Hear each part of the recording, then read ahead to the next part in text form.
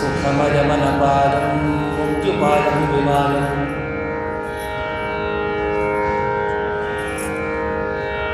ग्रहयमहममेदं ध्येयमाम्नायकेयं सदयमसदजेयं श्रीसहायं भजेयम् अभ्रमं भङ्गरहितं अजडं विमलं सदा आनन्दतीर्थमतुलं भजे तापत्रयापहं भवति यदनुभावात्येडमूकोऽपि वाग्मे जडमतिरपि जन्तुर्जायते प्राज्ञमौलिः सकलवचनचेतो देवता भारती सा मम वचसि निधत्तां सन्निधिं मानसे च मिथ्यासिद्धान्तदुर्ध्वान्तविध्वंसनविचक्षणः जयतीर्थाख्यतरनिर्भासतां नो हृदम्बरे अर्थिकल्पितकल्पोऽयं प्रत्यर्थिगजकेसरी व्यासतीर्थगुरुर्भूयादस्मदिष्टार्थसिद्धये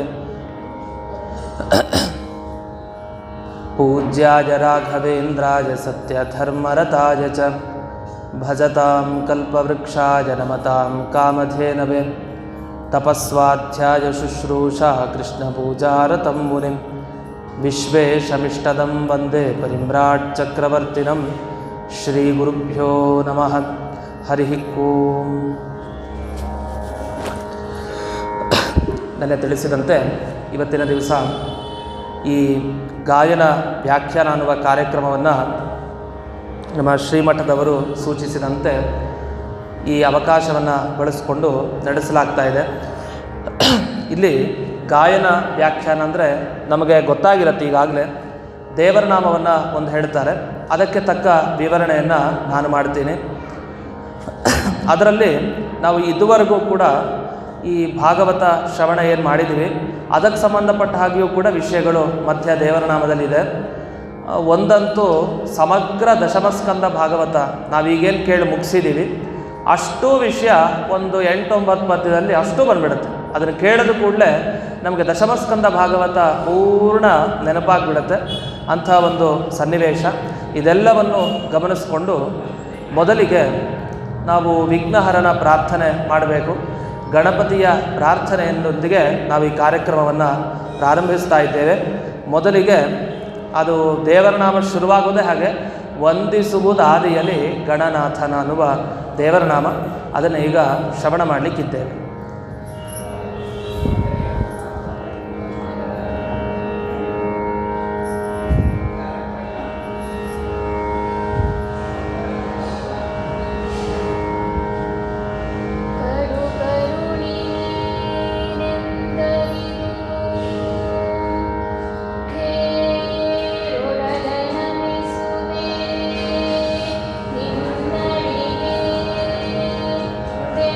ಿಡದೆ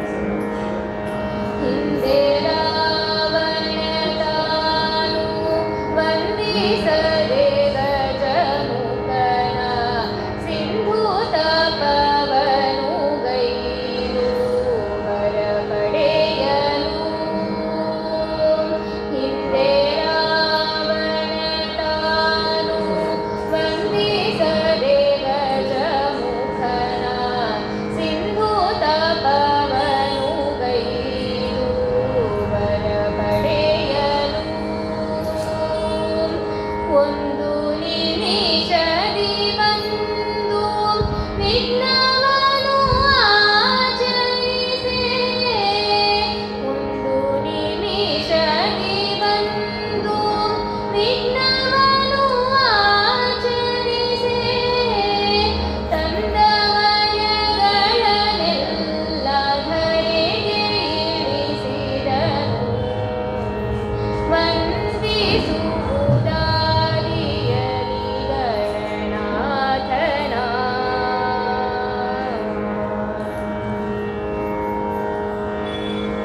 ಅಂದಿನ ಬಗೆಯರಿತು ಬಂದು ಹರಿಧರ್ಮಜಗೆ ಮುಂದೆ ಗಣಪನ ಪೂಜಿಸೆಂದು ಬೇಡಿ. ಮುಂದೆ ಮನದಲ್ಲಿ ಬಂದು ಪೂಜಿಸಲು ಗಣನಾಥನ. ಮುಂದೆ ಮನದಲ್ಲಿ ಬಂದು ಪೂಜಿಸಲು ಗಣನಾಥನ. ಹೊಂದಿಸಿದ ನಿರ್ವಿಘ್ನದಿಂದ ರಾಜವನು. ವಂದಿಸುವುದಾದಿಯಲಿ ಗಣನಾಥನ.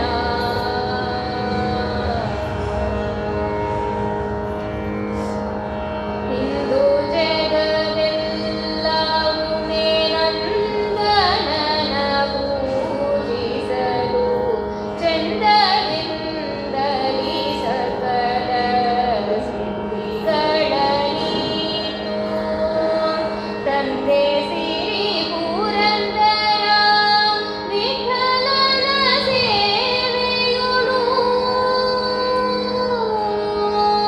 ತಂದೆ ಸಿರಿ ಪುರಂದರ ವಿಠಲನ ಸೇವೆಯುಳು. ಬಂದ ವಿಘ್ನವ ಕಳೆದಾನಂದವನು ಕೊಡುವ. ವಂದಿಸುವುದಾದಿಯಲಿ ಗಣನಾಥನ. ಸಂದೇಹ ಸಲ್ಲ ಶ್ರೀ ಹರಿಯಾಜ್ಞೆಯಿರಗುಂಟು. ವಂದಿಸುವುದಾದಿಯಲಿ ಗಣನಾಥನ.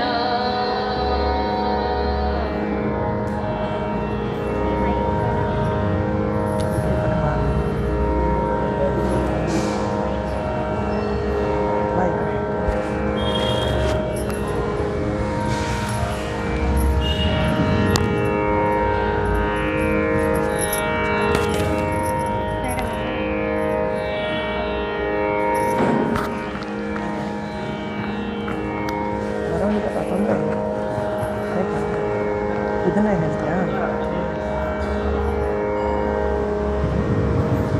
ಪರವಾಗಿಲ್ಲ.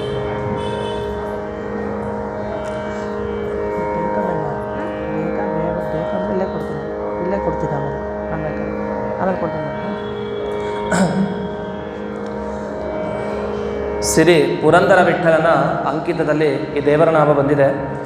ಇಲ್ಲಿ ವಂದಿಸುವುದು ಆದಿಯಲ್ಲಿ ಗಣನಾಥನ. ಗಣಪತಿಯ ನಮಸ್ಕಾರವನ್ನು ಮೊದಲಿಗೆ ಮಾಡಬೇಕು ಅಂತ ತಿಳಿಸಿದ್ದಾರೆ. ಇದರ ಉದ್ದೇಶ, ನಾವೆಲ್ಲ ಯಾವುದೇ ಕೆಲಸ ಮಾಡಬೇಕಾದ್ರೆ ವಿಘ್ನ ಬರೋದು ಸಹಜ. ಅದನ್ನು ಪರಿಹಾರ ಮಾಡಿಕೊಳ್ಳಿಕ್ಕೆ ಗಣಪತಿಯ ಆರಾಧನೆ ಮಾಡಿ ಅಂತ. ನಾವೆಲ್ಲ ಗಣಪತಿಯ ಆರಾಧನೆ ಮಾಡೋದು ಅಂದರೆ ಇಂದಿನ ದಿವಸ ವಿಶ್ವಂಭರ ಮೂರ್ತಿಯ ಪರಮಾತ್ಮನ ಆರಾಧನೆ ಮಾಡ್ತೀವಿ. ಅದು ಗಣಪತಿ ತಾನು ಧ್ಯಾನ ಮಾಡಿದ ಮೇಲೆ ಅವನಿಗೆ ಗಣಪತಿ ಮುಖ ಬಂತು, ಆನೆಯ ಮುಖ. ಅದು ಎಲ್ಲ ಹೇಳೋದೇನು ಅಂದರೆ 19 ಮುಖದ ಆ ವಿಶ್ವಂಭರನ ಒಂದು ಉಪಾಸನೆಯಿಂದ ಮಾತ್ರ ಬಂತು ಅಂತ. ಅಷ್ಟೇ ಅಲ್ವಂತೆ. ವಿಶ್ವ ತೈಜಸ, ಇನ್ನೊಂದು ರೂಪ ಮರೆಯೋ ಹಾಗಿಲ್ಲ. ನಾವೆಲ್ಲ ದಿವಸ ತೀರ್ಥ ತಗೊಳ್ಬೇಕಾದ್ರೆ ನಿರ್ಮಾಲ್ಯ ತೀರ್ಥ, ವಿಶ್ವಾಯ ನಮಃ, ತೈಜಸಾಯ ನಮಃ, ಪ್ರಾಜ್ಞಾಯ ನಮಃ, ತುರಿಯ ಶ್ರೀ ವಾಸುದೇವಾಯ ನಮಃ, ಇದನ್ನು ನಾವು ಹೇಳ್ತಾ ಇರ್ತೀವಿ. ಅಲ್ಲಿ ಕೇವಲ ವಿಶ್ವಂಭರ. ಆ ವಿಶ್ವಂಭರ ಅನ್ನೋದ್ರಲ್ಲಿ ಒಂದು ಸ್ವಲ್ಪ ಕಡಿಮೆ ಮಾಡ್ಕೊಂಡಿದ್ದೀವಿ. ಸತ್ಯಭಾಮ ಅಂದರೆ ಸತ್ಯ, ಭೀಮಸೇನ ಅಂದರೆ ಭೀಮ. ಆ ಥರ ವಿಶ್ವಂಭರ ಅಂದರೆ ವಿಶ್ವ ಅಂತ ಇಷ್ಟೇ ತಗೊಂಡಿದ್ದೀವಿ. ಆ ವಿಶ್ವನಾಮಕ ಪರಮಾತ್ಮನ ಉಪಾಸನೆಯನ್ನು ಮಾಡ್ತಾ ಮಾಡ್ತಾ ತಾನು ಗಣಪತಿಯ ಮುಖವನ್ನು ಪಡೆದ ಅಂತ ಹೇಳ್ತಾರೆ. ಆದರೆ ತೈಜಸ ಅಂತೆ 2 ರೂಪ ಹೇಳ್ತಾರೆ ಮಧ್ವಾಚಾರ್ಯರು ಉಪನಿಷತ್ನಲ್ಲಿ. ವಿಶ್ವ ತೈಜಸ 2 ರೂಪ ಧ್ಯಾನ ಮಾಡ್ತಾ ಮಾಡ್ತಾ ಅವನಿಗೆ ಆ ಮುಖ ಬಂತು ಅಂತ. ಸರಿ, ಇದೆಲ್ಲ ಆಗಲಿ, ಇವನನ್ನು ಯಾಕೆ ಮೊದಲಿಗೆ ನಮಸ್ಕಾರ ಮಾಡಬೇಕು ಅಂದರೆ, ಇದು ನೀವು ತೋರಿಸಿರೋದಲ್ಲ, ದೇವರೇ ತೋರಿಸಿದ್ದಾನೆ. ಮೊದಲು ನೀವು ಗಣಪತಿಗೆ ನಮಸ್ಕಾರ ಮಾಡಿ, ಹರಿಯಾಜ್ಞೆ ಇದಕ್ಕುಂಟು ಅಂತ. ಎಲ್ಲಿ ಹರಿಯಾಜ್ಞೆ? ಇದರಲ್ಲಿ ನಮಗೆ ಈ ಮುಂದಿನ ಸಾಲುಗಳಲ್ಲಿ ಬರ್ತಾ 2ನೇ ಪದ್ಯದಲ್ಲಿ ಅಂದಿನ ಬಗೆಯರಿತು ಬಂದು ಹರಿ ಧರ್ಮ ಜಗೆ. ಹರಿ ಅಂದರೆ ಕೃಷ್ಣ. ಕೃಷ್ಣ ತಾನು ಬಂದು ಯುಧಿಷ್ಠಿರನಿಗೆ ಹೇಳ್ತಾನೆ. ಯುಧಿಷ್ಠಿರನಿಗೆ ಯುದ್ಧ ಮಾಡಲಿಕ್ಕೆ ಹೆದರಿಕೆ ಶುರುವಾಯ್ತಂತೆ.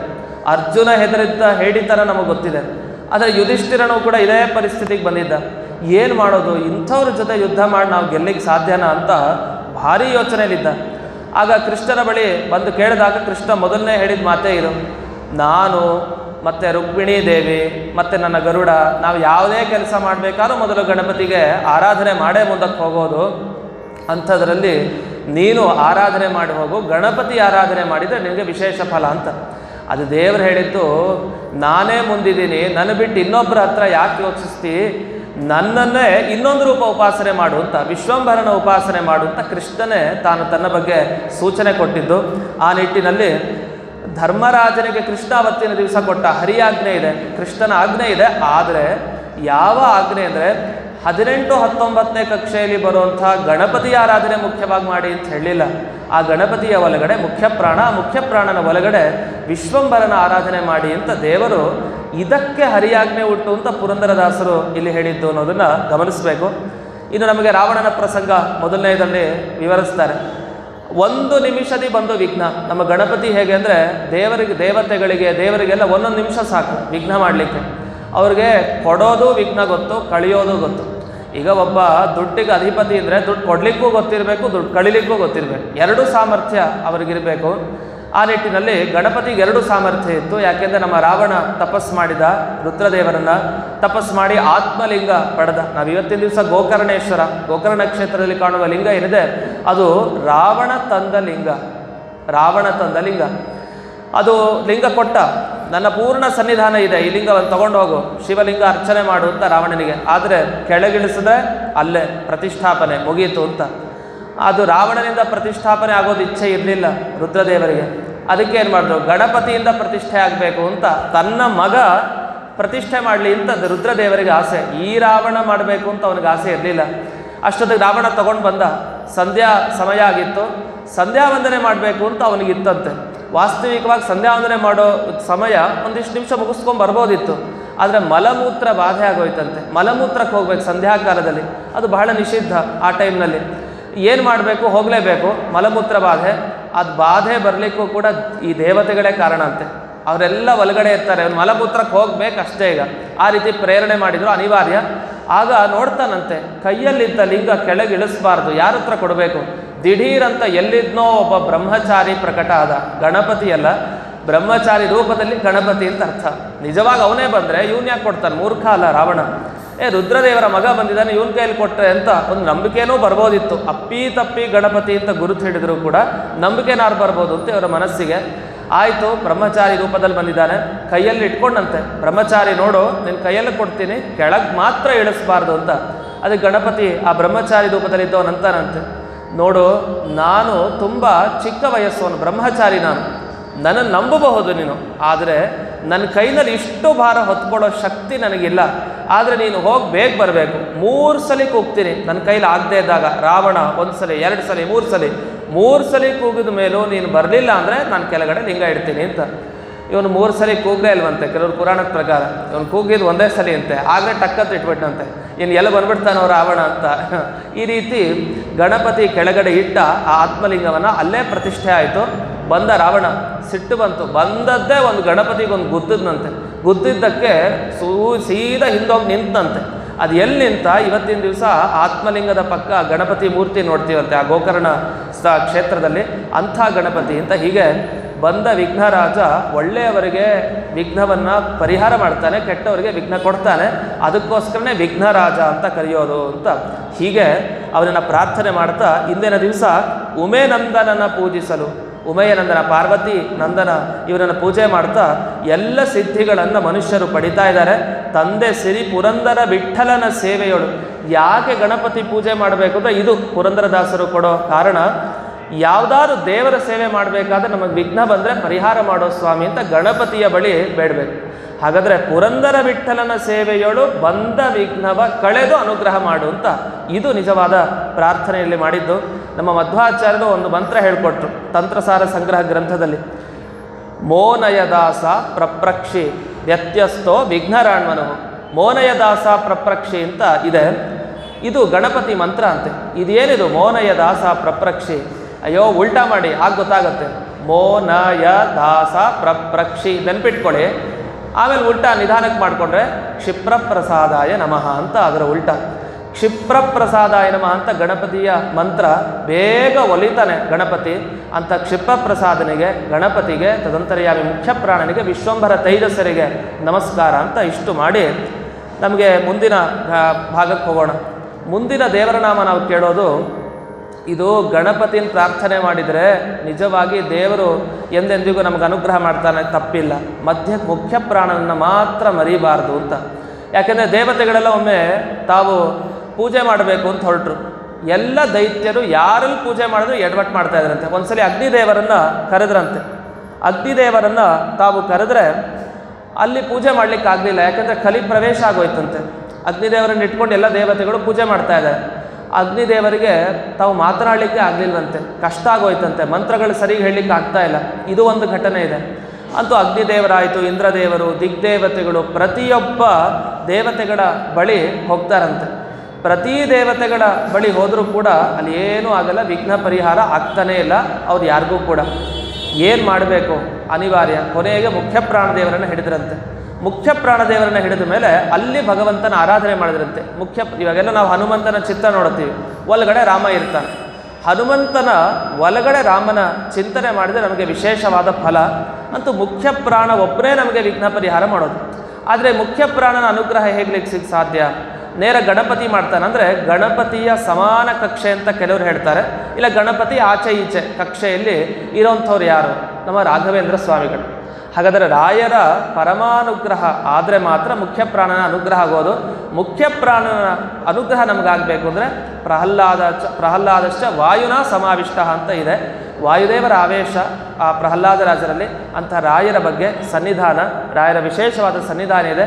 ಅವರ ಬಗ್ಗೆ ಒಂದು ಅಪರೂಪದ ಕೃತಿಯನ್ನು ನೋಡಿ ಮುಂದಕ್ಕೆ ನಾವು ಮುಖ್ಯ ಪ್ರಾಣದೇವರ ಕೃತಿಗೆ ಹೋಗೋಣ.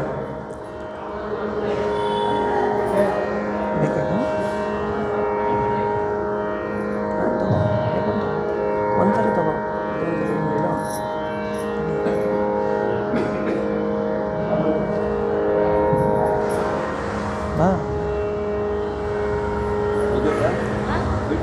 ಇಲ್ಲ ಏನು ಬೇಡ, ಇದೇ ಇರಲಿ. ಇದು ಚಿಕ್ಕದಾಗಿ ಸರಿಯಾಗಿದೆ.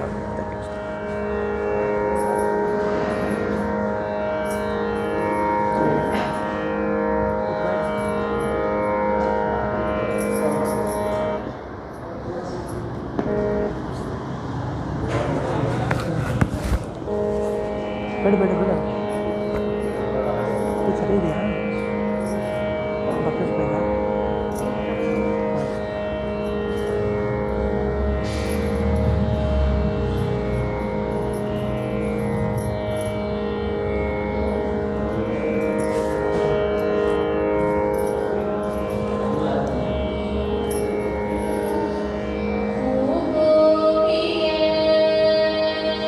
ಪ್ರಸಾದೇ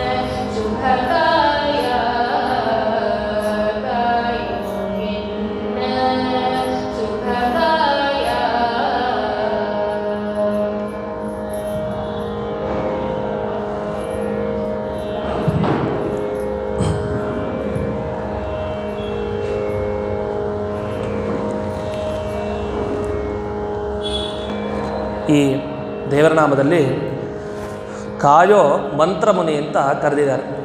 ನಮಗೆ ಮಂತ್ರಾಲಯ, ಮಂತ್ರಮುನಿ ಅಂದರೆ ಅದು ರಾಯರು. ಮಂತ್ರಮುನಿ ಅಂತ ಕರೆದಿದ್ದಾರೆ. ಮಂತ್ರಮುನಿ ಅನ್ನೋದಕ್ಕೆ ಏನರ್ಥ? ಮುನಿಗಳು ಅಂದರೆ ಸದಾ ತಾವು ಮನಸ್ಸಿನಲ್ಲಿ ಚಿಂತನೆ ಮಾಡ್ತಾ ಇರೋರು. ಯಾರ ಬಗ್ಗೆ ಯೋಚಿಸ್ತಾರೆ ಅಂದರೆ ನಾವು ಮಂತ್ರಗಳನ್ನು ಅವ್ರ ಮುಂದೆ ಹೇಳಿದ್ರೆ ಅವ್ರು ನಮ್ಮ ಬಗ್ಗೆ ಯೋಚಿಸ್ತಾರೆ ಅಂತ. ಅದಕ್ಕೆ ಮಂತ್ರಮುನಿ ಅಂತ ಕರೀತಾರೆ ರಾಯರನ್ನ. ನಾವು ಶ್ರೀ ರಾಘವೇಂದ್ರಾಯ ನಮಃ ಅನ್ನುವ ಮಂತ್ರ ಹೇಳ್ತಾ ಇದ್ದ ಹಾಗೆ ಅವರು ನಮ್ಮನ್ನು ಕಾಯ್ತಾರೆ. ಒಂದು ಮಂತ್ರ ಸಾಕಂತೆ ಆ ಮುನಿಗಳಿಗೆ, ಶ್ರೀ ರಾಘವೇಂದ್ರಾಯ ನಮಃ ಅಂತ. ಅಂಥ ಮಂತ್ರಮುನಿ ನಮ್ಮನ್ನು ನಿರಂತರ ಕಾಯೋ ಅಂತ ಬೇಡ್ತಾ ಇದ್ದಾರೆ. ಯಾಕೆ ನಿರಂತರ ಅವರಿಗೆ ಇಬ್ಬರ ಸಂಪರ್ಕ ಇತ್ತು. ಒಂದು ಮುಖ್ಯ ಪ್ರಾಣದೇವರ ಸಂಪರ್ಕ, ಮತ್ತೊಂದು ನರಹರಿ ನರಸಿಂಹನ ಸಂಪರ್ಕ ಇತ್ತು. ನಮಗೆ ಅವರಿಬ್ಬರ ಅನುಗ್ರಹ ಬೇಕು, ನಿಮ್ಮ ಮುಖಾಂತರ ಅದು ದೊರೆಯುತ್ತೆ, ಅದರಿಂದ ಕಾಯೋ ಅಂತ ದಾಸರಾಯರು ಇಲ್ಲಿ ಪ್ರಾರ್ಥಿಸ್ತಾ ಇದ್ದಾರೆ. ಕಾಯೋ ಎನ್ನ ಶುಭ ಕಾಯ, ಶುಭ ಕಾಯ ಅಂತ.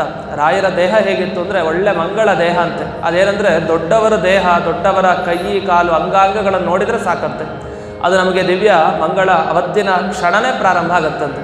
ಯಾಕೆ ನಮ್ಮ ಶಾಸ್ತ್ರಗಳಲ್ಲೆಲ್ಲ ಹೇಳಿದ್ದಾರೆ, ದೊಡ್ಡವ್ರ ಹತ್ರ ಮಾತಾಡೋದು, ಅವರ ಕೈಯನ್ನು ನಮ್ಮ ತಲೆ ಮೇಲೆ ಇಡಿಸ್ಕೊಳ್ಳೋದು, ಅವರ ಕಾಲನ್ನು ಮುಟ್ಟೋದು ಅದೆಲ್ಲ ಇರಲಿ.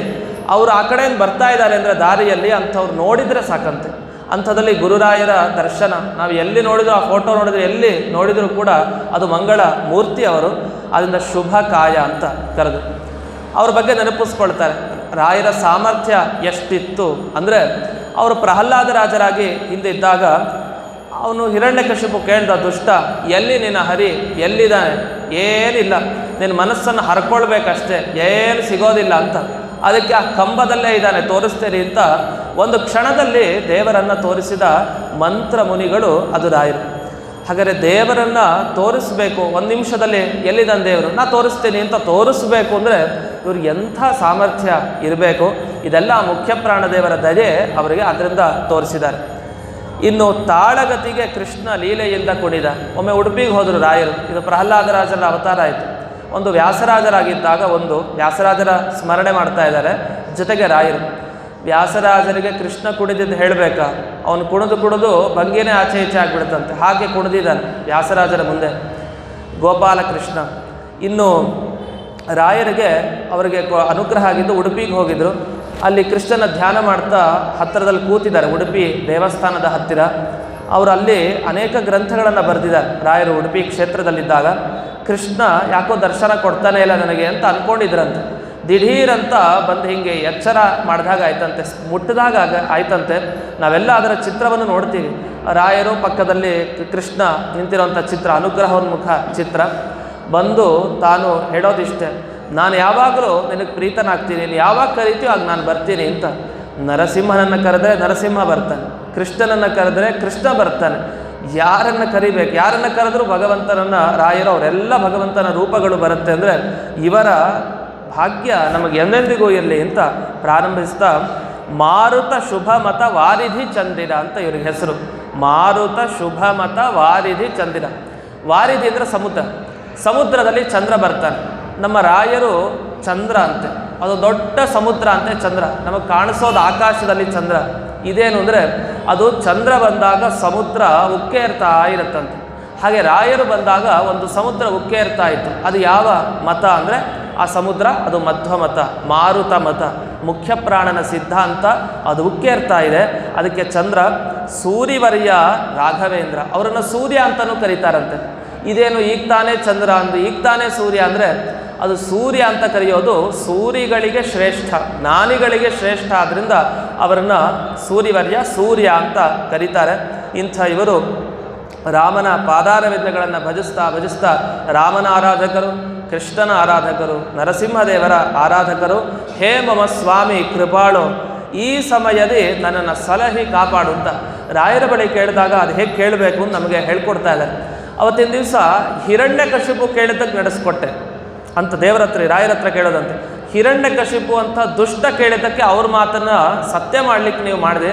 ನಾವು ತೀರಾ ಹಿರಣ್ಯಕಶಿಪುವಿನ ಥರ ದುಷ್ಟರೇನಲ್ಲ, ಆದ್ದರಿಂದ ನಾವು ಕೇಳಿದಾಗ ನೀವು ದಯವಿಟ್ಟು ಅನುಗ್ರಹ ಮಾಡಿ ಅಂತ ರಾಯರ ಬಳಿ ಕೇಳಬೇಕು ಅಂತ. ಹೀಗೆ ಶ್ರೀಕರ ವಿಠಲ ಪ್ರಿಯ ಅಂತ ಈ ಅಂಕಿತದಲ್ಲಿ ಅವರು ರಚನೆ ಮಾಡಿದ್ದಾರೆ. ಇನ್ನು ಮುಂದಕ್ಕೆ ಇಷ್ಟಾಗಿ ಮುಖ್ಯ ಪ್ರಾಣನ ಚಿಂತನೆಗೆ ಹೋಗೋಣ. ನಮಗೆಲ್ಲ ತುಂಬ ಪ್ರೀತಿ ಪಾತ್ರ ನಮಗೆ ಹನುಮಂತ. ಹನುಮಂತ ದೇವರನ್ನು ನೆನಪಿಸ್ಕೊಂಡ್ರೆ ಕೆಲವರಿಗೆ ಹೆದರಿಕೆ ಆಗುತ್ತೆ. ಯಾಕೆ ಅಂದರೆ ಕನಸಿನಲ್ಲೆಲ್ಲ ಹನುಮಂತ ಕಾಡ್ತಾನಂತೆ. ಒಂದು ಘಟನೆ ಆಯಿತು ಏನಂದರೆ ಅವ್ರ ಮನೇಲಿ ಒಂದು ಅಪರೂಪದ ಮೂರ್ತಿ ಇತ್ತು, ಅದು ಹನುಮಂತನ ಮೂರ್ತಿ. ಈ ಹನುಮಂತ ದೇವರ ಮೂರ್ತಿ ಅಂದರೆ ಹೆದರಿಕೆಯಿಂದ ಇರಬೇಕಂತೆ. ನರಸಿಂಹ ಹೆದರಿಕೆ ಆಗುತ್ತೆ, ಹನುಮಂತ ಅಂದರೂ ಹೆದರಿಕೆ ಅಂತೆ. ಯಾಕೆ ಅಂತಂದರೆ ಈ ಹನುಮಂತನ ಮೂರ್ತಿ ಒಬ್ಬರ ಮನೆಯಲ್ಲಿ ಅದು ಉತ್ಸವ ಮೂರ್ತಿ ಅಂತೆ. ಎಷ್ಟೋ ದಿವಸ ಅದು ಉತ್ಸವ ಆಗಬೇಕಂತದಕ್ಕೆ. ಇವ್ರು ಸುಮ್ಮನೆ ಚೆನ್ನಾಗಿದೆ ಎಲ್ಲೋ ಸಿಕ್ತು ಅಂದ್ಬಿಟ್ಟು ಮನೇಲಿ ಬಂದು ಇಟ್ಕೊಂಡಿದ್ರಂತೆ. ಇವ್ರಿಗೆ ರಾತ್ರಿ ಹೊತ್ತೆಲ್ಲ ಸ್ವಪ್ನ ಬೀಳಲಿಕ್ಕೆ ಶುರುವಾಯ್ತಂತೆ. ಬಂದು ಪರ್ಚಲಿಕ್ಕೆ ಶುರು ಮಾಡ್ತಂತೆ ಆ ಕೋತಿ ಕನಸಿನಲ್ಲಿ. ಯಾವ ಕೋತಿ ಇದು, ಯಾಕೆ ಪರ್ಚ್ತಾ ಇದೆ? 1 ದಿವಸ ಆಯ್ತು, 2 ದಿವಸ ಆಯ್ತು, 3ನೇ ದಿವಸ ಜೋರಾಗಿ ಪರ್ಚಲಿಕ್ಕೆ ಶುರು ಮಾಡ್ತಂತೆ. ತಡಿಲಿಕ್ಕಾಗಿಲ್ಲ. ಯಾವ ಕೋತಿನಪ್ಪ ನೀನು, ನನಗೆ ಯಾಕೆ ಪರ್ಚ್ತಾ ಇದೆ? ನನ್ನನ್ನು ಮೊದಲು ಇಲ್ಲಿಂದ ಮನೆಯಿಂದ ಬಿಟ್ಟು ಅಲ್ಲಿ ಹೋಗಿ ತಲುಪಿಸು ಅಂತ ಒಂದು ಕಡೆ ಸೂಚನೆ ಸಿಕ್ತಂತೆ. ಅವರು ಅಲ್ಲಿ ಹೋಗಿ ತಲುಪಿಸೋದ್ರಂತೆ. ಆಮೇಲೆ ನೆಮ್ಮದಿಯಾಗಿ ಮಲಗಿದ್ರು ಅಂತ. ಅಂದರೆ ಈ ಕೋತಿ ರೂಪದ ಈ ಹನುಮಂತನ ಬಗ್ಗೆ ಭಕ್ತಿ ಮಾಡೋದಿಲ್ಲ, ಆಟ ಆಡಿಸೋದು ಜಾಸ್ತಿ. ಅಂಥ ಈ ಹನುಮಂತನ ಬಗ್ಗೆ ನೀನು ಏನು ಬೇಕಾದರೂ ಆಟ ಆಡು, ಆದರೆ ನಿನ್ನನ್ನು ಮಾತ್ರ ನಾನು ಎಂದಿಗೂ ಬಿಡಲ್ಲ ಅಂತ ನನಗೆ ನಿಶ್ಚಯ ಇದೆ ಅಂತ ಪುರಂದರದಾಸರು ತಾವು ಕೊಂಡಾಡಿದ್ದಾರೆ. ಅಂಥ ಕೃತಿಯನ್ನು ಈಗ ನೋಡೋಣ.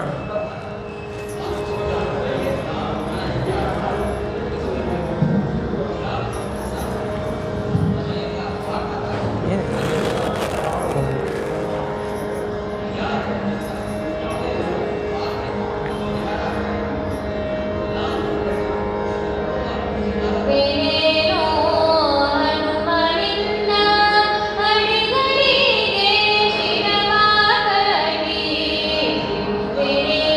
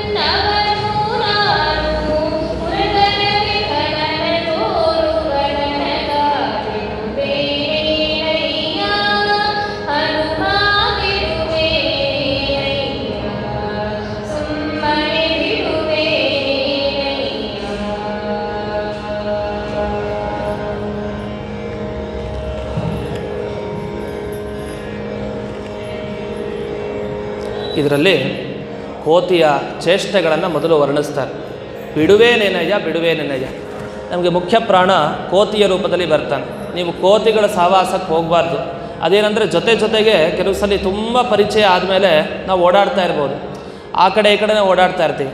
ನನಗೆ ಅನುಭವ ಆಯಿತು. ಮೊನ್ನೆ ಸೋಸಲೆಗೆ ಹೋಗಿದ್ದಾಗ ಸೋಸಲೆಯಲ್ಲಿ ಅಲ್ಲಿ ಕೋತಿಗಳೆಲ್ಲ ಜಾಸ್ತಿ ಆ ಕಡೆ ಈ ಕಡೆ ವೃಂದಾವನದ ಹತ್ತಿರ ಆಚೆನೇ ಕೋತಿಗಳು ಓಡಾಡ್ತಾ ಇರ್ತವೆ. ಅದು ಅವ್ರ ಪಾಡು ಓಡಾಡ್ತಾ ಇದ್ವು ಕೋತಿಗಳು. ಏನು ಮಾಡುತ್ತೆ ಅಂತ ಅದಕ್ಕೇನಾಗೋಯ್ತು, ಒಂದು ರೂಮ್ನಲ್ಲಿ ಯಾರೋ ಇದ್ದರು, ಅಲ್ಲಿ ವಾಸವಾಗಿದ್ದರು. ಅದೇನಾಗಿದೆ ಗೊತ್ತಿಲ್ಲ ಅವ್ರಿಗೆ. ಮಾತಾಡ್ತಾ ಇದ್ದಾರೆ, ಬಾಗಿಲು ತೆಗೆದಿದ್ರು. ದಿಢೀರಂತ ಕೋತಿ ಎಂಟರ್ ಆಗೋಯ್ತು. ಇವರು ಗೊರ್ಗೊರ್ ಅಂತ ಅಂದಿದ್ದಾರೆ ಅದ್ರ ಮುಂದೆ, ಅದ್ರ ಥರ ಮಾಡಿದ್ದಾರೆ. ಅದು ಗೊರ್ ಅಂತ ಹಿಂಗಾಗಿದೆ ಮಾಡಿಕೊಂಡು ಕೈಯೆಲ್ಲ ತೋರಿಸ್ಕೊಂಡು. ಅದು ನನಗೆ ಗೊತ್ತಿಲ್ಲ. ನಾನು ಆ ಕ್ಷಣಕ್ಕೆ ಅಲ್ಲಿ ಬಂದೆ. ಅದು ನನ್ನ ಹತ್ರ ಬಂದೇ ಬಿಡೋದೆ ಹೀಗೆ. ಅದು ಒಂದಲ್ಲ 2-3 ಕೋತಿಗಳು ಒಟ್ಟೊಟ್ಟಿಗೆ ನನ್ನ ಕಾಲು ತನಕ ಹಿಂಗೆ ಮುಟ್ಟಿ ಹಿಂಗೆ ಹೋದು. ಹೆದರಿಕೆ ನನಗೆ. ಏನು ಮಾಡಬೇಕು, ಯಾರೂ ಇಲ್ಲ ಮಧ್ಯಾಹ್ನದ ಕಾಲದಲ್ಲಿ. ಕೋತಿಗಳ ಸ್ವಭಾವ ಹೇಗೆ ಅಂತ ಹೇಳಿಕ್ಕೆ ಬರಲ್ಲ. ಅದೊಂಥರ ಕೋತಿ ಸ್ವಭಾವದ ಥರ. ನಮ್ಮ ಮುಖ್ಯ ಪ್ರಾಣದೇವರು ನಿಜವಾಗಿ ಆ ಥರ ಸ್ವಭಾವದವರಲ್ಲ. ತುಂಬ ಒಳ್ಳೆಯ ಸ್ವಭಾವ. ಮುಖ ಮಾತ್ರ ಕೋತಿ, ಆದರೆ ಬಹಳ ಸುಂದರ ಸ್ವರೂಪ ಅವರದು. ಸುಂದರಕಾಂಡ ವರ್ಣಿಸಿದಂತೆ ಇಲ್ಲಿ ಹೇಳೋದಿಷ್ಟು ದಾಸರಾಯರು, ಜ್ಞಾನ ಭಕ್ತಿ ವೈರಾಗ್ಯ ಈ 3 ಕೊಡೋವರೆಗೂ ಹನುಮಂತ ನಿನ್ನನ್ನು ನಾನು ಎಂದಿಗೂ ಬಿಡಲ್ಲ ಅಂತ ಹನುಮಂತನ ಹತ್ರ ಗಟ್ಟಿ ಹಿಡಿಬೇಕಂತೆ. ಅದಕ್ಕೆ ಹನುಮಂತ ದೇವರು ಏನು ಮಾಡ್ತಾರೆ, ಬರ್ತಾರೆ ಗೊರ್ ಅಂತ ನಮಗೆ ತೋರಿಸ್ತಾರಂತೆ. ನಿನಗೆ ಜ್ಞಾನ ಭಕ್ತಿ ವೈರಾಗ್ಯ ಬೇಕಾ, ಮೊದಲು ಓಡಿಸ್ಲಿಕ್ಕೆ ಸುಮ್ಮನೆ. ಆಮೇಲೆ ಇಲ್ಲಿ ಹೇಳ್ತಾರೆ, ಹಸ್ತವ ಎತ್ತಿದರೇನು ಹಾರಗಾಲ ಹಾಕಲೇನು. ಹಾರಗಾಲು ಅಂದರೆ ಅದು ನಡೆಯೋಂಥ ಸ್ಟೈಲ್ ಭಂಗಿ ಏನಿದೆ, ಕೋತಿಗಳು ಹಾಗೆ ಹಾಕ್ಕೊಂಡು ಗೊರ್ ಅಂತಂದರೆ ನಾನೇನು ಹೆದರ್ಕೊಳ್ಳಲ್ಲ, ನಾನೇನು ಬಿಡಲ್ಲ, ನನಗೆ ಜ್ಞಾನ ಭಕ್ತಿ ವೈರಾಗ್ಯ ಬೇಕು, ಇದು ಕೊಡೋವರೆಗೂ ನಾನು ನಿನ್ನನ್ನು ಬಿಡಲ್ಲ ಅಂತ ಮೊದಲನೇದು. ಇದು ಜ್ಞಾನಕ್ಕಾಯಿತು, ಒಂದಕ್ಕಾಯಿತು. ಇನ್ನು ಭಕ್ತಿಗೆ, ಭೃತ್ಯನೋ ನಿನ್ನವನು ನಾನು ಅಂತ. ನಿನ್ನ ಕೆಲಸ ನಾನು ನಿನ್ನ ಸೇವಕ, ನನ್ನ ಮೇಲೆ ನೀನು ಪರಾಕ್ರಮ ಪೌರುಷ ತೋರಿಸಬಾರ್ದು. ಅದೆಲ್ಲ ರಾವಣನಿಗೆ ಇಟ್ಕೋ ಪೌರುಷ, ನನ್ನ ಮೇಲೆ ನೀನು ಪೌರುಷ ತೋರಿಸೋದು ಬೇಡ. ನಾನು ನಿನ್ನ ಭೃತ್ಯ ಸೇವಕ, ನಾನು ನೀನು ಏನೇ ಚೇಷ್ಟೆ ಮಾಡಿದರೂ ನಾನು ಓಡೋಗೋದಿಲ್ಲ. ನೀನು ನನಗೆ ಹಸ್ತಿವರದನ್ನು ತೋರುವ ತನಕ, ಆ ಗಜೇಂದ್ರನನ್ನು ಕಾಣಿಸೋವರೆಗೂ ನಾನು ಎಂದಿಗೂ ಕೂಡ, ಗಜೇಂದ್ರ ವರದ, ಗಜೇಂದ್ರ ಅಂದರೆ ಸ್ವಾಮಿ, ಆ ಭಗವಂತನ ದರ್ಶನ ಮಾಡಿಸೋವರೆಗೂ ನಿನ್ನನ್ನು ಬಿಡಲ್ಲ ಕೋತಿ ಅಂತ ಪ್ರಾರ್ಥನೆ ಮಾಡಬೇಕಂತೆ. ಇದು ಪ್ರಾರ್ಥನೆ ಕ್ರಮ. ಇನ್ನು 2ನೇ ಸಾಲಿಗೆ ಹೋಗ್ತಾರೆ, ಹಲ್ಲು ಮುಡಿಯ ಕಚ್ಚಿದರೇನು ಅಂಜುವೆನೇನೋ ನಾನು ಅಂತ. ಅದು ಹಲ್ಲು ಕಚ್ಕೊಳ್ತಾ ಬರುತ್ತದು. ಅದಕ್ಕೆ ಅಂಜೀಕಿ ನ್ಯಾತಕಯ್ಯ ಅಂತ ನಮಗೆ ದಾಸರಾಯರ ಕಡೆ ವರ್ಣಿಸ್ತಾರೆ. ನಮಗೆ ಭಯ ಯಾಕೆ, ಮುಖ್ಯ ಪ್ರಾಣದೇವರ ಅನುಗ್ರಹ ಇದ್ದಾಗ ಯಾಕೆ ಅಂತ. ಇಲ್ಲಿ ಹೆದರಿಸೋರೇ ಅವರು ಕೋತಿ ರೂಪದಲ್ಲಿ, ಆದರೆ ಹೆದರ್ಕೊಳ್ಬೇಡಿ ಅಂತ ನಮಗೆ ಹೇಳಿಸ್ತಾ ಇದ್ದಾರೆ. ಪುಲ್ಲನಾಭನಲ್ಲಿ ಮನಸ್ಸು ನಿಲ್ಲಿಸು ಅಂತ. ಪುಲ್ಲನಾಭ ಅಂದರೆ ಪದ್ಮನಾಭ. ಆ ಪದ್ಮನಾಭನಲ್ಲಿ ಮನಸ್ಸು ನನ್ನ ನಿಲ್ಲಿಸಬೇಕು, ಅಲ್ಲಿವರೆಗೂ ನಾನು ನಿನ್ನನ್ನು ಬಿಡಲ್ಲ, ನೀನು ಏನು ಬೇಕಾದ್ರೆ ಕಿರ್ಚ್ಕೋ ಪರ್ಚ್ಕೋ ಅಂತ. ಪಾಪ ಏನು ಮಾಡಲ್ಲಂತೆ. ಭಕ್ತಿಯಿಂದ ಕೇಳಿದಾಗ ಮುಖ್ಯ ಪ್ರಾಣ ನಮಗೇನು ಮಾಡಲ್ಲ ತೊಂದರೆ. ಕೊನೆಗೆ ಅವನ ಕೊನೆ ಕಪಿಚೇಷ್ಟೆಯನ್ನು ವರ್ಣಿಸ್ತಾರೆ. ಡೊಂಕು ಮೋರೆ ಬಾಲವ ತಿದ್ದಿ ಹುಂಕರಿಸಿದರೆ ಅಂಜುವನಲ್ಲ. ಡೊಂಕು ಮೋರೆ ಬಾಲವ, ಅದರ ಬಾಲ ಹೇಗೆ ಮಾಡ್ಕೊಳ್ಳುತ್ತೆ, ಅದರ ಮುಖ ಒಂಥರ ಮಾಡ್ಕೊಳ್ಳುತ್ತೆ, ಮತ್ತು ಹುಂಕಾರ ಮಾಡ್ತಾ ಇರುತ್ತೆ. ಏನು ಬೇಕಾದರೂ ಮಾಡು, ಕಿಂಕರ ನಿನಗೆ ಕಿಂಕರ ನಾನು, ನಿನ್ನ ಕಿಂಕರರಿಗೂ ಕಿಂಕರ ನಾನು, ನಿನ್ನ ಸೇವಕ ನಾನು, ಪುರಂದರ ವಿಠಲನ ತೋರುವ ತನಕ, ಆ ಪುರಂದರ ವಿಠಲನ ಕಾಣಿಸೋ ತನಕ ನಿನ್ನ ಎಂದಿಗೂ ನಾನು ಬಿಡಲ್ಲ ಅನ್ನುವ ಭಾವನೆ ನಮಗಿರಬೇಕು ಅಂತ. ಇಷ್ಟು ಸರಳವಾದ ಅರ್ಥ. ಇಷ್ಟಾಗಿ ನಾವು ಮುಖ್ಯ ಪ್ರಾಣನ ಅನುಗ್ರಹ ಸಂಪಾದನೆ ಮಾಡಿಯೂ ನಮಗೆ ಕೊನೆಗೆ ಮುಖ್ಯ ಏನು, ಲಕ್ಷ್ಮೀನಾರಾಯಣರ ಚಿಂತನೆ ನಾವು ಮಾಡಲೇಬೇಕು. ಅದರಲ್ಲಿ ಲಕ್ಷ್ಮೀ ಚಿಂತನೆ, ಲಕ್ಷ್ಮೀದೇವಿ ನಮ್ಮ ಮನೆಗೆ ಬರಬೇಕು. ನಾವೆಲ್ಲ ದುಡ್ಡನ್ನು ಆಸೆ ಪಡ್ತೀವಿ. ಆ ದುಡ್ಡು ಬಿಡಿ, ಜ್ಞಾನ ಸಂಪತ್ತು ಬೇಕು ನಮಗೆ. ಜ್ಞಾನ ಬಹಳ ಮುಖ್ಯ. ಆ ಜ್ಞಾನ ನೀಡಬೇಕು ಅಂದರೆ ಲಕ್ಷ್ಮಿ, ಅಂದರೆ ತಾಯಿ ಅಂತ ಅರ್ಥ ಇದೆ, ಮಾತಾ. ಆ ಲಕ್ಷ್ಮಿಯ ಪ್ರಾರ್ಥನೆ ಮಾಡಿದರೆ ನಮ್ಮ ಮಂದಿರದೊಳು ಬಾ ನೀನು ನಿಂತು ನಮಗೆ ಅನುಗ್ರಹ ಮಾಡುವಂಥ ಲಕ್ಷ್ಮೀನ ಹಿಡಿಬೇಕಂತೆ. ಅದು ನಮ್ಮ ವಿದ್ಯಾಕಾಂತ ತೀರ್ಥರು ವ್ಯಾಸರಾಜ ಮಠದ ಪರಂಪರೆಯಲ್ಲಿ ಬರೋರು, ಅವರೊಂದು ಸ್ತೋತ್ರ ಮಾಡಿದ್ದಾರೆ, ಅವ್ರ ದೇವರ ನಾಮ ಮಾಡಿದ್ದಾರೆ. ಅದರಲ್ಲಿ ರುಕ್ಮಿಣಿ ಸತ್ಯಭಾಮ ಮಧ್ಯಕ್ಕೆ ಗೋಪಾಲಕೃಷ್ಣ ತಾನು ವೇಣುಗಾನ ಮಾಡ್ತಾ ನಿಂತಿದ್ದಾನೆ. ರುಕ್ಮಿಣಿ ಸತ್ಯಭಾಮಿ ಹತ್ರ ಕೇಳ್ತಾರೆ, ಅಲ್ಲ ನೀವು ಪಕ್ಕಕ್ಕೆ ಯಾವಾಗಲೂ ಇರ್ತೀರಲ್ಲ, ಗೋಪಾಲಕೃಷ್ಣನ ಅನುಗ್ರಹ ಮಾಡುವಾಗ ನೀವು ಮಾಡಬೇಕು, ಯಾಕೆ ನೀವು ಎಂದಿಗೂ ಬಿಡಲ್ಲ. ಆ ಕಡೆ ಓಡೋದ್ರೆ ರುಕ್ಮಿಣಿ ಹಿಡ್ಕೊಳ್ತಾಳೆ, ಈ ಕಡೆ ಓಡೋದ್ರೆ ಸತ್ಯಭಾಮ ಹಿಡ್ಕೊಳ್ತಾಳೆ. ಆದ್ದರಿಂದ ನಮಗೆ ಇವರಿಬ್ಬರ ರುಕ್ಮಿಣಿ ಸತ್ಯಭಾಮ ದೇವಿಯ ಅನುಗ್ರಹ ಆದರೆ ನಮಗೆ ಗೋಪಾಲಕೃಷ್ಣ ಅನುಗ್ರಹ ಆಗಲೇಬೇಕು ಅಂತ. ಆದ್ದರಿಂದ ಲಕ್ಷ್ಮಿಯ ಅನುಗ್ರಹ ಬಹಳ ಮುಖ್ಯ ಅನ್ನೋ ದೃಷ್ಟಿಯಲ್ಲಿ ಈಗ ಲಕ್ಷ್ಮಿಯ ಪ್ರಾರ್ಥನೆಯನ್ನು ಮಾಡ್ತಾ ಇದ್ದೇವೆ. ಇಂದಿರೆ ಮಂದರದೊಳು ನಿಂದಿರೆ ಅನ್ನುವ ದೇವರ ನಾಮ.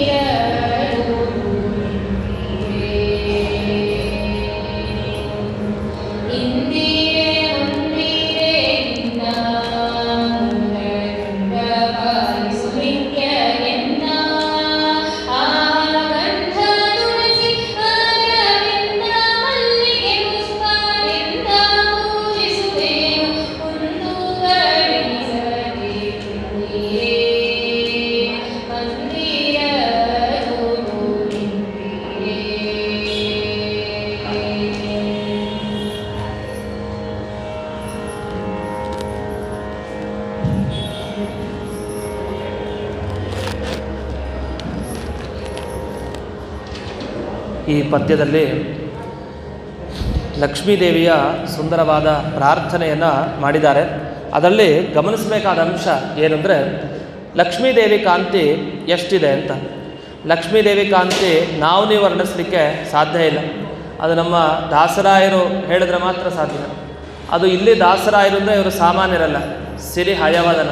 ನಮ್ಮ ವಾದಿರಾಜರ ಕೀರ್ತನೆ. ವಾದಿರಾಜರಿಗೆ ಅನೇಕ ಸರಿ ಲಕ್ಷ್ಮಿ ಅನುಗ್ರಹ ಆಗಿದೆ. ಅವ್ರಿಗಾಗೋದಲ್ಲ, ನಮಗೆಲ್ಲ ಅನುಗ್ರಹ ಮಾಡಿದ್ದಾರೆ. ಅವರು ಶ್ರೀಶ ಗುಣದರ್ಪಣ ಆಗ್ಬೋದು, ಪ್ರತಿಯೊಂದು ಗ್ರಂಥ ಅದೆಲ್ಲ ಬರೆದಿದ್ದೇ ಲಕ್ಷ್ಮೀ ಅನುಗ್ರಹ ಸಂಪಾದನೆಗೋಸ್ಕರ. ಅವ್ರು ಹೇಳೋದು ಲಕ್ಷ್ಮೀ ನಾರಾಯಣ ಜೊತೆಗೆ ಚಿಂತಿಸಿ ಅಂತ. ಈ ಲಕ್ಷ್ಮಿಯನ್ನು ಪ್ರಾರ್ಥನೆ ಮಾಡಬೇಕಂತೆ. ನೀನು ನಮ್ಮನ್ನು ಸಂತೋಷದಿಂದ ಪಾಲಿಸು, ನಿತ್ಯವಾಗಿ ನಿನಗೆ ಗಂಧ, ತುಳಸಿ, ಮಲ್ಲಿಗೆ ಪುಷ್ಪ ಎಲ್ಲ ಪೂಜಿಸ್ತೇನೆ, ನನಗೆ ಅನುಗ್ರಹ ಮಾಡು ಅಂತ. ಆಗ ಖುಷಿಯಾಗಿ ಅವಳು ಪ್ರಾರ್ಥನೆ ಮಾಡಿದಾಗ ಒಲಿದು ಬರ್ತಾಳಂತೆ. ಬರಬೇಕಾದ್ರೆ ಲಕ್ಷ್ಮೀದೇವಿ ಹೇಗೆ ಬರ್ತಾಳೆ ಮನೆಗೆ? ಲಕ್ಷ್ಮೀದೇವಿ ಅವಳು ಕಾಲ್ಗೆಜ್ಜೆ ಝಣ ಝಣ ಶಬ್ದ ಅಂತೆ. ಝನ ಝನ ನಮ್ಗೆ ಕಾಲ್ಗೆಜ್ಜೆ ಶಬ್ದ ಆದರೆ ಯಾವುದೋ ಭೂತ ಅನ್ಕೊಂಡ್ಬಿಡುತ್ತೆ, ನಮ್ಗೆ ಹಾಗೆ ಹೆದರಿಕೆ ರಾತ್ರಿ ಹೊತ್ತು. ಅದೆಲ್ಲ ಬಿಡಿ, ಲಕ್ಷ್ಮೀದೇವಿ ಬಂದಾಗ ಕಾಲ್ಗೆಜ್ಜೆ ಶಬ್ದ ಮಾಡ್ತಾ ಬರ್ತಾ ಇದ್ದಾಳಂತೆ. ಅವಳು ಮಂದರೋದ್ಧರ ಗೋವಿಂದರಾಜನ ರಾಣಿ. ಮಂದರ ಪರ್ವತ ಏನಿದೆ ಅದನ್ನು ಉದ್ಧಾರ ಮಾಡಿದ ಗೋವಿಂದ ರಾಜನ ರಾಣಿ ಅಂದರೆ ಕೃಷ್ಣನ ರಾಣಿ ಅಂತ ವರ್ಣಿಸ್ತಾ ಇದ್ದಾರೆ. ಅಷ್ಟೇ ಅಲ್ಲ, ಘಲು ಘಲು ಗೆಜ್ಜೆಯನಾದದಿಂದ ಫಳಫಳಿಸುವ ದಿವ್ಯ ಪಾದದೊಳು. ಆ ಗೆಜ್ಜೆನಾದ ಘಲು ಘಲು ಅಂತಾದೆಯಂತೆ, ಘಳಘಳಿಸ್ತಾದೆಯಂತೆ ಪಾದಗಳು. ಹೀಗೆ ಕಾಲುಂಗುರ ಹಾಕ್ಕೊಂಡಿದ್ದಾಳೆ. ಮತ್ತು ಅಲ್ಲಿ ಝಣ ಝಣ ಅಂತ ನಮ್ಮ ಮನೆಗೆ ಬಂದು ಝಣ ಝಣ ಅಲ್ಲಿ ನಿನ್ನ ಶಬ್ದ ಝಣ ಝಣ ಅನ್ಬೇಕಂತೆ. ಯಾಕೆ ಝಣ ಝಣ? ಪಾಪಗಳೆಲ್ಲ ಓಡ್ ಹೋಗ್ಲಿ ಅಂತ. ಅದಕ್ಕೆ ನಮ್ಮ ಮನೆಗೆ ಬಂದಾಗ ಝಣ ಝಣ ಅನ್ಲಿ ಅಂತ. ಮತ್ತು ಅವಳ ವಸ್ತ್ರ, ಅವಳ ಮೇಲ್ಭಾಗ ಮತ್ತು ಮುಖಭಾಗಕ್ಕೆ ವರ್ಣಿಸ್ತಾರೆ. ಮುಖಭಾಗದಲ್ಲಿ ಅವಳು ಹಚ್ಚಿಕೊಂಡಿರುವಂಥ ಅರಿಶಿನ, ಕುಂಕುಮ ಇತ್ಯಾದಿಗಳೇನೇನಿದೆ ಎಷ್ಟು ಚೆನ್ನಾಗಿದೆ ನೋಡಲಿಕ್ಕೆ. ಅದೆಲ್ಲ ನೋಡಿದರೆ ಜಯ ಜಯ ವಿಜಯ ಸಂಪೂರ್ಣೆ. ನೀನು ಬರ್ತಾ ಇದ್ದರೆ ನಮಗೆ ತುಂಬ ಸಂತೋಷ, ನನ್ನ ಎಲ್ಲ ಕಷ್ಟಗಳನ್ನು ಪರಿಹರಿಸುವಂಥ ಪ್ರಾರ್ಥನೆಯನ್ನು ಮಾಡಬೇಕಂತೆ. ಭಯ ನಿವಾರಣೆ ಎಣೆಗಾಣೆ, ನಿನ್ನನ್ನು ಬಿಟ್ಟು ಭಯ ಪರಿಹಾರ ಮಾಡೋಳು ಮತ್ತೊಬ್ಬಳಿಲ್ಲ ಅಂತ ನನಗೆ ಅನ್ನಿಸ್ತಾ ಇದೆ. ಹಯವದನನ ದಯವ ಪಾಲಿಸೆ ಲಕ್ಷ್ಮಿ ಅಂತ ಕೊನೆಗೆ ಹೇಳಿ ಈ ಪ್ರಾರ್ಥನೆಯೊಂದಿಗೆ ನಿಲ್ಲಿಸ್ತಾರೆ. ಇನ್ನು ಮುಂದಕ್ಕೆ ಮಧ್ವಾಹ್ನ 8, 10 ಅಂತ ಹೇಳ್ಕೊಂಡು 8, 10 ಇದು ಹೇಳ್ತೀಯ 10 ಈಗ ಬೇಡ. ಹೀಗೆ ಲಕ್ಷ್ಮಿಯ ಪ್ರಾರ್ಥನೆಯನ್ನು ಮಾಡ್ತಾ ಮುಂದಕ್ಕೆ ನಾವು ಈ ಕೃಷ್ಣ, ನರಸಿಂಹ ಇದೆಲ್ಲ ಭಗವದ್ ರೂಪಗಳ ಪ್ರಾರ್ಥನೆ ನಿಜ. ಮತ್ತೊಂದು ದೇವರ ಪ್ರಾರ್ಥನೆಯನ್ನು ಮಾಡಬೇಕು.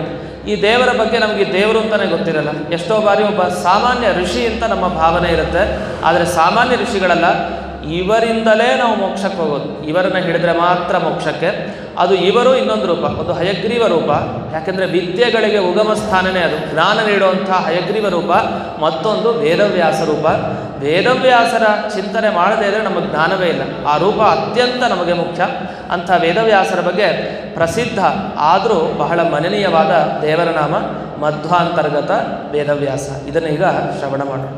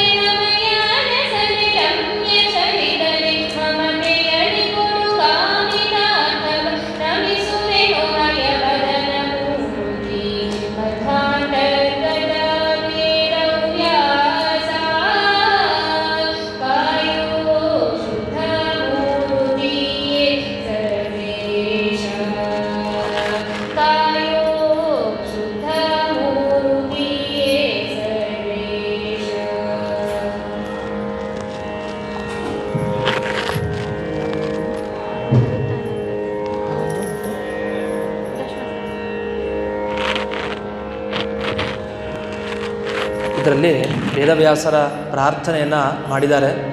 ನಮಗೆಲ್ಲ ಗೊತ್ತು, ದ್ವಾಪರ ಯುಗದಲ್ಲಿ ಗೌತಮರ ಶಾಪಕ್ಕೆ ಗುರಿಯಾಗಿದ್ರು, ಎಲ್ಲ ಮೋಸ ಮಾಡಿ. ಪಾಪ ಅವರು ಅಲ್ಲಿ ಬರಗಾಲ ಬಂದಿತ್ತು, ಪೋಷಣೆ ಕೊಟ್ಟರು, ಇವ್ರ ಹತ್ರ ಜಾಸ್ತಿ ಇರೋದು ಬೇಡ ಅಂತ ಒಂದು ಕೃತಕ ಹಸು ನಿರ್ಮಾಣ ಮಾಡಿದರು. ಶಾಪ ಸಿಕ್ತು, ಹೊರಟು ಬಂದುಬಿಟ್ರು. ಆಮೇಲೆ ವೇದವ್ಯಾಸರ ಜನನ ಆಗಿದ್ದು, ಎಷ್ಟೋ ಜನ ಅವರಿಗೆ ವಿವಾಹ ಆಗದೇನೆ ಕಾನೀನ ಅಂತ ಕರೀತಾರೆ ವೇದವ್ಯಾಸರನ್ನ. ಹೇಗೆ ಈ ಕುಂತಿ ದೇವಿ ಕರ್ಣನನ್ನು ಪಡೆದ್ಲೋ, ಅದೇ ರೀತಿ ಸತ್ಯವತಿ ದೇವಿ ತಾನು ವೇದವ್ಯಾಸರನ್ನು ಆ ದ್ವೀಪದ ಮಧ್ಯದಲ್ಲಿ ಪಡಿತಾರೆ ಅಂತ. ವಾಸ್ತವಿಕವಾಗಿ ಹಾಗೇನಿಲ್ಲ, ಅವ್ರಿಗೆ ಅಲ್ಲಿ ವಿವಾಹ ಆಗತ್ತಂತೆ. ಅದು ಒಳ್ಳೆ ಎಲ್ಲ ಪುರೋಹಿತರ ಮುಖಾಂತರ ವಿವಾಹ ಏರ್ಪಟ್ಟು ಆ ದ್ವೀಪದ ಮಧ್ಯದಲ್ಲಿ ವಿವಾಹ ಆಗತ್ತೆ ಸರಿಯಾಗಿ. ಆ ವಿವಾಹ ಆಗಿ ಆದಮೇಲೆ ವೇದವ್ಯಾಸರ ಪ್ರಾದುರ್ಭಾವ. ಇಂಥ ವೇದವ್ಯಾಸರು ಮಾಡಿದ ಒಂದು ದೊಡ್ಡ ಕೆಲಸ ಏನು? ಅವರು ಮಾಡಿದ್ದು ವೇದ ವಿಭಾಗ ಮಾಡಿಕೊಟ್ರು, ಬ್ರಹ್ಮಸೂತ್ರ ಬರೆದ್ರು, ಪುರಾಣಗಳನ್ನು ಬರೆದ್ರು. ನಮಗೆಲ್ಲ ಭಾಗವತ ಕೇಳ್ತಾ ಇದ್ದೀವಿ ಅಂದರೆ ಅದು ವೇದವ್ಯಾಸರ ಅನುಗ್ರಹ. ಅವರು ಬರೆದಿದ್ದರಿಂದ ನಮಗೆ ಸಿಕ್ಕಿದೆ ಭಾಗವತ. ಹಾಗೆ ಈ ಕ್ರಿಮಿಯಿಂದ ರಾಜ್ಯವಾಳಿಸಿತ್ತು. ಒಂದು ಸಣ್ಣ ಕ್ರಿಮಿ ಓಡಾಡ್ತಾ ಇತ್ತು, ಮುಂದಕ್ಕೆ ಇವರು ಹೋಗ್ತಾ ಇದ್ರು. ಆ ಕಾಲದಲ್ಲಿ ವೇದವ್ಯಾಸರ ಕಾಲದಲ್ಲಿ ಆ ಕ್ರಿಮಿ ಅದು ಬಚಾವಾಗ್ಲಿಕ್ಕೆ ಓಡಾಡ್ತಾ ಇತ್ತಂತೆ. ವೆಹಿಕಲ್ ಬಂದರೆ ಮಧ್ಯಕ್ಕೆ ಎಷ್ಟೆಷ್ಟೋ ಪ್ರಾಣಿಗಳು ಸಿಗಾಕೊಳ್ಳೋದು, ಪಾಪ ನಮಗೆ ಗೊತ್ತಾಗಲ್ಲ. ನಾವೇ ನಡಿಬೇಕಾದ್ರೆ ಎಷ್ಟು ಪ್ರಾಣಿನ ತುಳ್ಕೊಂಡು ಹೋಗ್ತೀವೋ ಅಂಥದ್ರಲ್ಲಿ ಆ ಕ್ರಿಮಿ ಒದಾಡ್ತಾ ಇತ್ತಂತೆ ಆ ಕಡೆ ಈ ಕಡೆ. ಅದಕ್ಕೆ ಗೊತ್ತೇ ಇಲ್ಲ, ಚಕ್ರದ ಹತ್ರ ತಿರುಗಾಡ್ತಾ ಇದೆಯಂತೆ ಪಾಪ. ಅದಕ್ಕೆ ಅದು ಎಲ್ಲಿ ದೊಡ್ಡ ದೇಹ ಅದು ಗೊತ್ತಾಗ್ತಾ ಇಲ್ಲ ಪಾಪ, ಅಲ್ಲೇ ತಿರುಗಾಡ್ತಾ ಇದೆ. ಬಂದು ಹೇಳ್ತಾರಂತ ವೇದವ್ಯಾಸರು, ಬಿಟ್ಬಿಡು ಈ ದೇಹನ, ನಾನು ನಿನಗೆ ರಾಜನನ್ನಾಗಿ ಮಾಡ್ತೀನಿ ಮುಂದಿನ ಜನ್ಮದಲ್ಲಿ ಅಂತ. ನಮಗೇನಂದರೆ ನಮ್ಮ ದೇಹದ ಮೇಲೆ ಎಷ್ಟು ಅಭಿಮಾನ ಅಂದರೆ, ನಾವೊಂದು ಸೊಳ್ಳೆ ಆಗಿದ್ದರೆ ನಮ್ಮ ದೇಹದ ಮೇಲೆ ನಮ್ಗೆ ಅಭಿಮಾನ ಇರುತ್ತೆ. ಅದು ಯಾವ ದೇಹನಾದ್ರೂ ಆಗಲಿ. ಹಿಂದಿನ ಜನ್ಮದಲ್ಲೆಲ್ಲ ಪುರಾಣ ಚೆನ್ನಾಗಿ ಕೇಳಿರ್ತೀವಿ, ಮತ್ತು ನಮ್ಗೆ ಆ ಜನ್ಮ ಬಂದರೆ ಬಿಟ್ಕೊಡಲ್ಲ, ನಾವು ಪ್ರಾಣ ತ್ಯಾಗ ಮಾಡಲಿಕ್ಕೆ ರೆಡಿ ಇರಲ್ಲ. ಆ ರೀತಿ ಅವ್ರು ಕೊನೆಗೆ ಏನು ಮಾಡ್ತಾರೆ, ಈ ಕ್ರಿಮಿಯಿಂದಲೇ ರಾಜ್ಯ ಆಳಿಸ್ತೀವಿ ಅಂತ ಒಬ್ಬ ಕ್ರಿಮಿನ ರಾಜನನ್ನಾಗಿ ಮಾಡ್ತಾರೆ. ಎಂಥ ಸಾಮರ್ಥ್ಯ ವೇದವ್ಯಾಸರಿಗಿದೆ.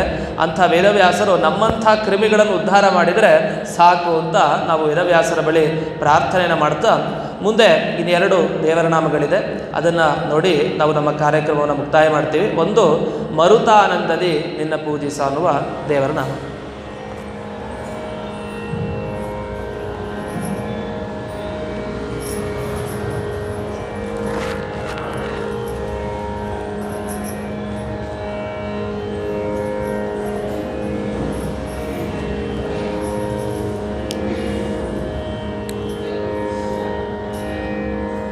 ಮರುತಾನಂದದಿ ನಿನ್ನ ಪೂಜಿಸಲನಿಯೇ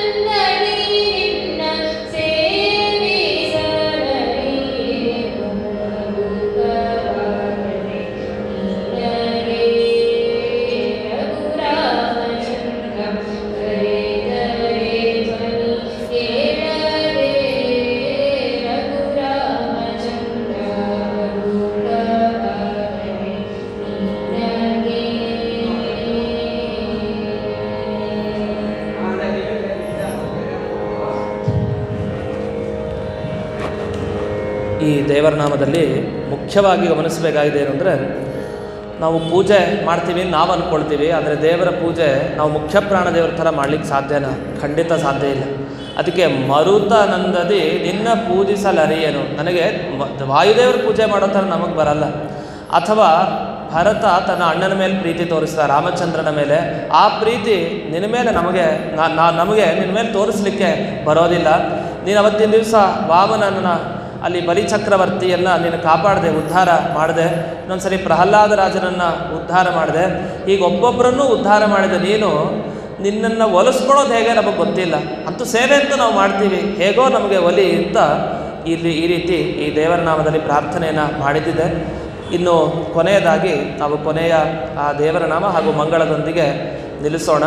ಅದರಲ್ಲಿ ಏನಂದರೆ, ಇದಕ್ಕೆ ವಿವರಣೆ ಬೇಡ, ಅದನ್ನು ಕೇಳ್ತಾನೆ ನಮಗೆ ಅರ್ಥ ಆಗುತ್ತೆ. ಅದರಿಂದ ವಿವರಣೆಯ ಅಪೇಕ್ಷೆ ಇರದೆ ಆ ದೇವರ ನಾಮದಿಂದ ಈ ಕಾರ್ಯಕ್ರಮವನ್ನು ಮುಕ್ತಾಯ ಮಾಡ್ತಾ ಇದ್ದೀವಿ.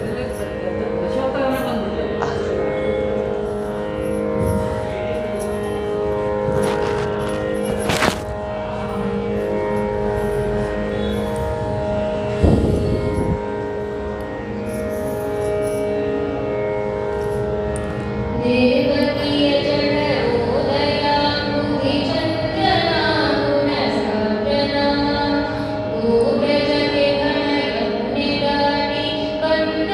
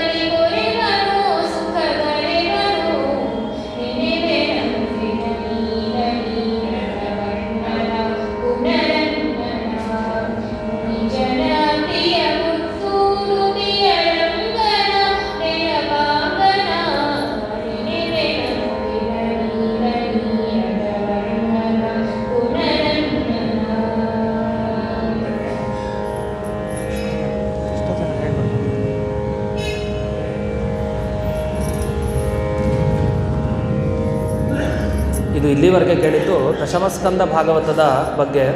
ಇದು ವಾದಿರಾಜರು 10 ಪದ್ಯಗಳಲ್ಲಿ 10 ಪದ್ಯಗಳಲ್ಲಿ ರಚನೆ ಮಾಡಿದ್ದು. ಅಲ್ಲಿ ಕೃಷ್ಣ ಹುಟ್ಟೋದ್ರಿಂದ ಹಿಡಿದು ಕೊನೆಯವರೆಗೂ ನಾವು ಕೇಳಿದವರೆಗೂ, ಈಗ ಪುರಾಣ ಹಿಂದೆ ಕೇಳಿದವರೆಗೂ ನಡೆದ ಘಟನೆ. ಇದನ್ನು ಕೇಳಿದ್ರೆ ಕಂತುಪಿತನ ಕಾರುಣ್ಯ ಅಂತ, ಅದು ಕೃಷ್ಣನ ಕಾರುಣ್ಯ ನಮಗೆ ದೊರೆಯುತ್ತೆ. ಮಂಗಳವನ್ನು ಹಾಡ್ತೀವಿ.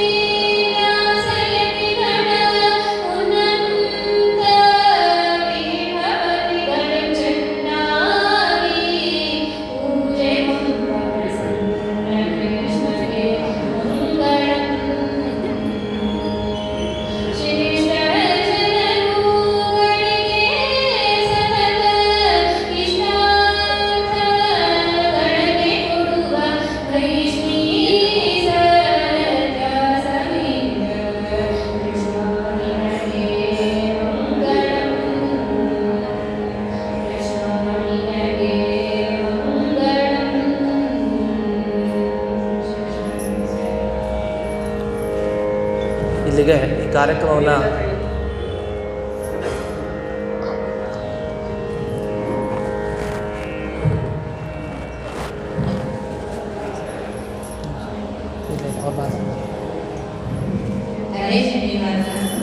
ಇಷ್ಟು ದಿವಸ ವಿವಿಧ ದೇಶದಿಂದ ಆಚಾರ್ಯರು ಭಾಗವತದಲ್ಲಿ ಎಲ್ಲರ ಮನಸ್ಸನ್ನು ಸಂತೋಷಗೊಳಿಸಿದ್ರು. ಈ ದಿನ ಅವರ ಶ್ರೀಮತಿಯವರು ಸುಶ್ರಾವ್ಯವಾಗಿ ಹಾಡಿ ಎಲ್ಲರಿಗೂ ಸಂತೋಷಪಡಿಸಿದರು. ಆಚಾರ್ಯರು ಹಾಡುವವರ ಮತ್ತು ಶ್ರೀಮತಿಯವರಿಗೆ ಅದೇ ಇಲ್ಲಿಗೆ ಈ ಕಾರ್ಯಕ್ರಮವನ್ನು ಮುಕ್ತಾಯ ಮಾಡ್ತಾ ನಮ್ಮ ರಾಜು ಅವರು ನೆನಪಿಸ್ಕೊಳ್ಬೇಕು. ರಾಜು ಅವರು ಹಾಗೆ ಸ್ವಿಮ್ಮಿಂಗ್ ಪೂಲ್ ರಾಯರ ಮಠದ ಎಲ್ಲರೂ ಕೂಡ, ನಾಗರಾಜ್ ಅವರು ಹಾಗೆ ಪ್ರಹ್ಲಾದ್ ರಾವ್ ಅವರನ್ನ ಹಾಗೆ ನಮ್ಮ ಇವ್ರನ್ನ ರಮಾಮಣಿ ಅವ್ರನ್ನ ಮತ್ತು ಇವರನ್ನೆಲ್ಲ ನೆನಪಿಸ್ಕೊಳ್ಬೇಕು. ವಿಶೇಷವಾಗಿ ಅವರೆಲ್ಲ ನೆನಪಿಸ್ಕೊಳ್ತಾ ಈ ಸಂದರ್ಭದಲ್ಲಿ ಈ ಕಾರ್ಯಕ್ರಮವನ್ನು ಅಸ್ಮದ್ ಗುರುವಂತರ್ಗತ ವ್ಯಾಸತೀರ್ಥ ಗುರುವಂತರ್ಗತ ಭಾರತೀಯ ರಮಣ ಮುಖ್ಯ ಪ್ರಾಣ ಅಂತರ್ಗತ ಶ್ರೀಮನ್ಮೂಲ ಗೋಪಾಲಕೃಷ್ಣನಿಗೆ ಅರ್ಪಿಸ್ತಾ ಇದ್ದೇವೆ. ಶ್ರೀಕೃಷ್ಣಾರ್ಪಣ. ಒಂದು ನಿಮಿಷ